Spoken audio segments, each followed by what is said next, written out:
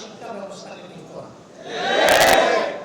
এটা যেদিন ঠিক হবে, শিক্ষিত মানুষগুলো বের হয়ে আসবে, সে তার মা বাবা, তার সম্মানিত শিক্ষকবৃন্দ, সমাজের যারা মুরব্বিয়ানেরা, তাদেরকে অবশ্যই সে সম্মান করবে। প্রত্যেকটা সমবয়সী এবং যারা তার অনুজ, তাদেরকে সে স্নেহ করবে।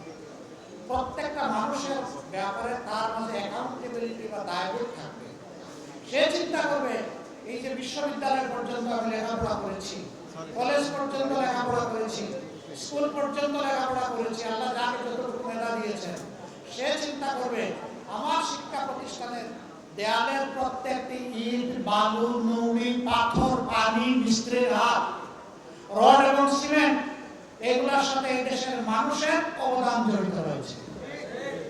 সে বিশ্বাস করবে রাস্তায় যে আমার ভাই কিংবা বোন, আমার মা কিংবা পিতা অভাবের কারণে যে ভিক্ষা করে, তারও অনুদান এখানে আছে। কারণ সারাদিন সেও মানুষের কাছে ভিক্ষা চায়, সন্ধ্যার বেলা তার পেটের চাহিদা পূরণ করার জন্য ভিক্ষা চায়।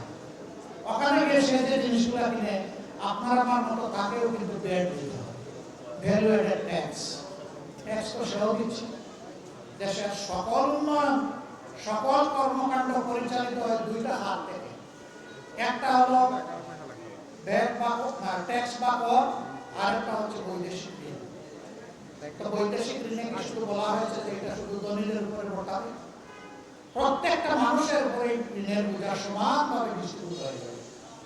এমনকি আজকে যে দুধের শিশুটা জন্ম নিয়েছে, জন্ম নেওয়ার সাথে সাথে তার গাড়িও কিছু ঋণ চলে আসে।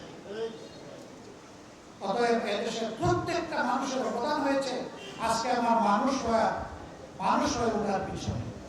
আমি যেন এই মানুষগুলার ঋণ পরিশোধ করতে পারি, আমরা সেই শিক্ষাটাই মানুষের অন্তরে দেওয়ার চেষ্টা করবো। তাহলে কোনো শিক্ষিত মানুষের দ্বারা কোনো সাধারণ মানুষের সম্পদ আর লুটপাট হবে না, নয়ছয় হবে না, তছনছ হবে না। দেশের সম্পদ লুট করে লন্ডার করা হবে না, এটাকে দেশের বাইরে পাচার করা হবে না, বিভিন্ন জায়গায় বেগমপাড়া গড়ে তোলা হবে না। বরঞ্চ দেশের সম্পদ দেশে থাকবে এবং এইভাবে দেশের সম্পদ যখন দেশের মাঝে আবর্তিত হবে, তখন সমাজের উন্নয়নের গতিও বেড়ে যাবে। এখান থেকে সমস্ত মানুষ উপকৃত হবে। এখানে ব্যবধানটা এমন হবে না যে একজন 20 তলায় আর আরেকজন 20 তলায়, গাছতলায়, এমন হবে না। বরঞ্চ ব্যবধান কমে আসবে। প্রত্যেকটি মানুষ সম্মানের সাথে বসবাস করবে।